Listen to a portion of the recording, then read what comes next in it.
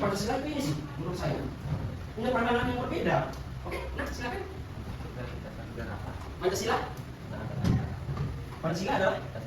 Pancasila adalah dasar negara. Tangan dulu. Berani menjawab luar biasa sekali. Salah dan benar itu nanti dulu, ya kan? Yang lain mungkin punya pandangan berbeda, ya silakan. Berbangsa dan bernegara. Pancasila adalah dasar negara yang menjadi acuan dalam kehidupan berbangsa dan bernegara. Keren, tangan dong. Ya. Ada lagi yang lain? Kalau kita berbicara tentang Pancasila, mungkin ada pandangan yang berbeda dari versi masing-masing. Ya, nak, silakan. Silakan, boleh. Pancasila sebagai dasar negara mengandung konsiderasi bahwa setiap aspek penyelenggaraan negara melanjutkan sesuai dengan nilai-nilai Pancasila. Pancasila memiliki banyak aspek yang memiliki nilai-nilai. Ya, nilai-nilai Pancasila. Ya, nilai-nilai Pancasila itu terdapat dalam 5 dasar itu. Ya, ketuhanan yang maha esa, kemanusiaan yang adil dan beradab. Ya, kalau kalian sudah memahami bahwa Pancasila itu adalah sebagai dasar negara atau dalam kehidupan berbangsa dan bernegara seperti adik tadi yang menjawab. Lalu kalau kalian tahu si Pancasila, nah kapan Pancasila itu lahir? Itu pertanyaan paling mendasar sudah. Kapan dia lahir atau dia dibentuk sehingga muncullah kalimat Pancasila itu? Ya, biasanya murid yang cerdas, murid yang baik itu Pak saya berani untuk menjawab pertanyaan dengan senang hati. Pak saya Pak, kan saya senang kalau kayak gitu. Pak saya Pak, langsung tegas. Salah benar itu nanti dulu gitu. Aku ingin melatih kalian untuk berpikir, ya. Tidak ada kesalahan, tidak ada yang sempurna di dunia ini, ya kan? Semua belajar dari kesalahan. Kapan lahir Pancasila dong? Itu dasar sudah ada. Kalian sekitar kelas masuk SMA kalian. Yang aku takutkan ketika kalian berhadapan dengan SMA lain, kalian dari mana? Masyarakat Tuhan satu mana? Iya, silakan. Tepuk tangan dong. Saya takut untuk mengatakan bahwa itu yang benar menurut saya, Pak. 1 Juni 1945, tolong diingat itu ya. Itu soal yang paling simpel, paling sederhana. Oke, kalau kalian sudah tahu bahwa pertama kali Pancasila itu 1 Juni 1945, nah bagaimana sih cara kita untuk menerapkan Pancasila dalam kehidupan kalian? Baik di sekolah, di rumah maupun di masyarakat. Misalnya di sekolah dengan cara apa kita bisa menerapkan nilai-nilai Pancasila? Dari 5 dasar itu kan, bagaimana cara menerapkannya dalam kehidupan di sekolah? Buat yang sesederhana mungkin, yang bisa kalian terapkan. Yang bisa menjawab boleh dong. Iya, nak, silakan. Wow, keren. Tangan dulu. Iya. Luar biasa adik-adik. Bayangkan masih banyak sekolah-sekolah yang mengajarkan tempat ibadah. Fanatik yang terlalu berlebihan dengan agama. Padahal kehidupan kita di Indonesia ini tidak hanya dari satu agama, latar belakang yang berbeda.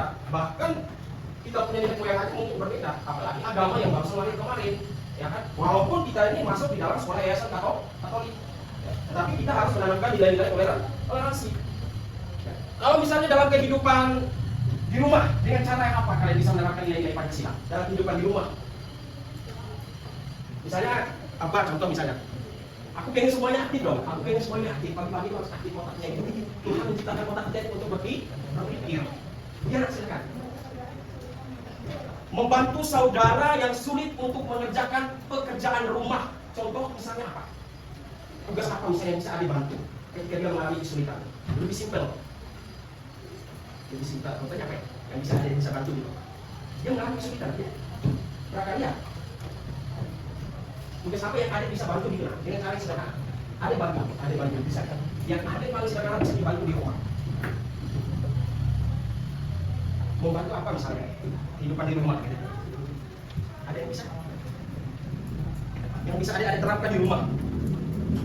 Cara kita menerapkan nilai Pancasila. Kalian harus berpikir, kalau bicara tentang Pancasila berarti kita harus berpikir, oh ini sebagai dasar negara, dan di dalam dasar negara itu termuat 5 dasar. Oh, ketuhanan yang maha esa, gimana ya saya mau menerapkan dalam kehidupan sekolah, bagaimana saya menerapkan dalam kehidupan di rumah, bagaimana saya cara menerapkan. Ibaratkan dia ini kan sebagai fondasi itu, nah, rumah terbesar, dia kan dasar. Ketika dasarnya sudah kuat, maka rumahnya, kalau fondasinya kuat, maka rumahnya kuat. Tapi kalau fondasi bawahnya nggak kuat, ya runtuh lah. Iya, sama juga dengan Indonesia. Indonesia kalau tidak punya dasar Pancasila, ya kita hancur. Ya kan, egoisme pasti akan ada di Indonesia. Mempertahankan, oh agama kami paling hebat, ya kan. Datang sebelah, oh suku kami paling kuat. Datang sebelah, oh ras kami paling kuat di muka bumi ini, mengalahkan Avatar. Nggak mungkin kan? Gitu. Misalnya dalam kehidupan rumah tangga, membantu mama untuk mencuci, sederhana kan? Membantu, saling tolong menolong, ya kan? Atau adakah di sini misalnya pulang rumah bentak-bentak mama? Jujur itu penting loh. Jujur itu tidak semua orang yang bisa mengatakan saya jujur Pak, sering membantah mama di rumah. Pak, saya sering Pak, setiap hari hanya urus bermain game. Saya di rumah Pak malas belajar, tidak pernah membantu orang tua. Berarti kalian sudah tidak menerapkan nilai-nilai Pancasila itu. Oke, kalau kehidupan bermasyarakat lebih umum. Bergotong royong. Keren, tangan dulu dong. Coba dong. Ya, ada lagi yang lain? Kehidupan bermasyarakat. Bergotong royong, banyak sekali. Bermusyawarah, ya kan, kumpul bersama untuk menemukan satu kesepakatan. Habis itu apa lagi? Sebenarnya ada banyak loh, banyak sekali yang kalian bisa lihat di masyarakat. Membantu orang yang kesulitan, ya kan? Itu dalam kehidupan bermasyarakat. Nah, kalau kita sudah melihat sebagai pertanyaan pemantik dari Bapak, sudah tahu nih, oh Pancasila itu sebagai dasar negara, Pancasila itu sebagai fondasi dalam kehidupan berbangsa dan bernegara, lalu kalian sudah tahu lahirnya Pancasila, kalau kalian sudah tahu menerapkannya baik dalam kehidupan, ya kalian sudah jalankan itu ya, untuk apel, hormat bendera, lagu kebangsaan, sudah. Ya tidak boleh kayak lakukan misalnya dari itu intoleransi, ya kan, menghina, membuli, mengejek atau apalagi lah yang lain, tidak taat aturan, ya kan, suruh pakai kaos kaki ini kalian pakai ini. Nah, berarti sudah melanggar nilai-nilai Pancasila dengan hal-hal yang sederhana. Suatu saat nanti adik-adik sudah memegang satu misalnya jabatan gitu ya. Oh, karena saya ini adalah seorang anggota DPR, saya punya hak dong, ya kan? Makanya banyak sekali para anggota DPR oknum-oknum yang melakukan tindakan korupsi. Rugi nggak? Kamu kecewa nggak ketika melihat orang yang korupsi naik uang negara? Sampai kapan Indonesia bisa disebut negara maju? Tapi bisa itu semua kita lakukan kalau kita mulai membangun dari diri kita sendiri. Oke, sepakat? Sepakat? Oke, mari kita lanjut dengan materi kita pada pagi hari ini. Ya, nah ada target Bapak pada pagi hari ini.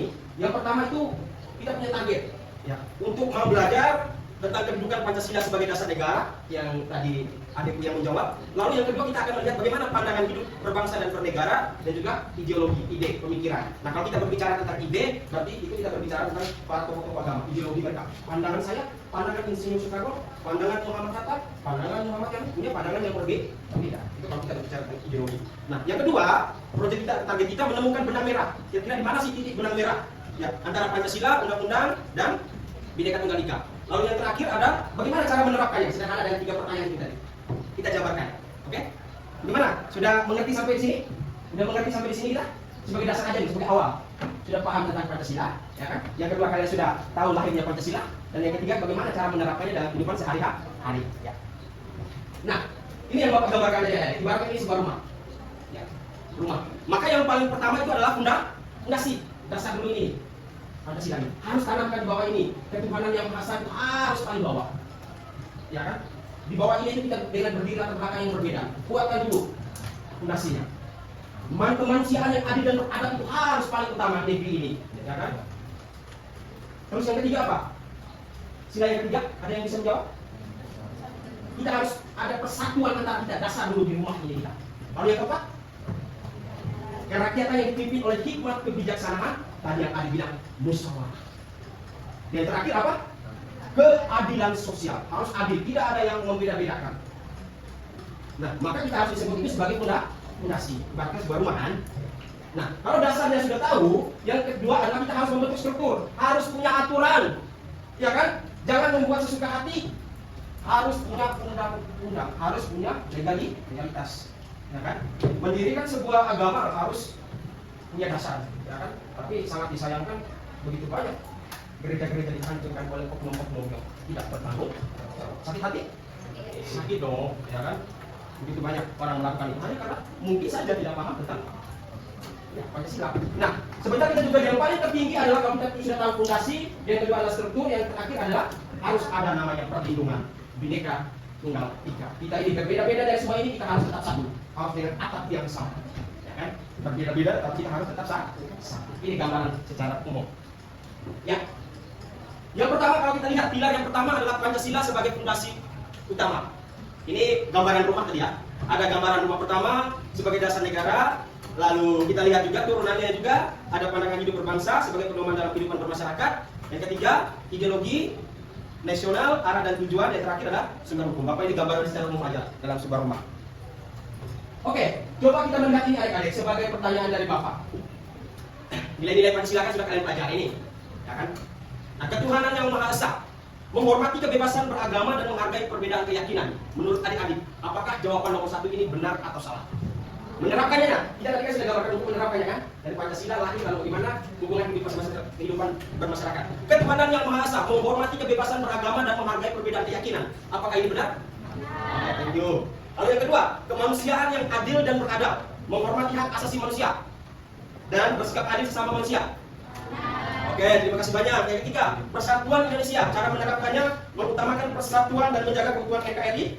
Benar? Oke. Lalu yang berikut, kerakyatan yang dipimpin oleh hikmat kebijaksanaan dalam permusyawaratan perwakilan dengan cara menerapkan mengutamakan musyawarah dan menghargai pendapat orang lain. Betul? Lalu yang kelima, keadilan sosial, bersikap adil dalam masyarakat dan utamakan kesejahteraan. Betul? Betul. Sesederhana itu. Enggak ribet loh ya kan? Enggak sulit loh. Yang sulit itu mungkin kalian cuma hafal, oh undang-undang pasal ini, ayat ini berbunyi seperti ini. Kalau enggak buat kayak gitu ya amburadul lah rumah kita. Kalau enggak punya tiang yang kuat ya hancur.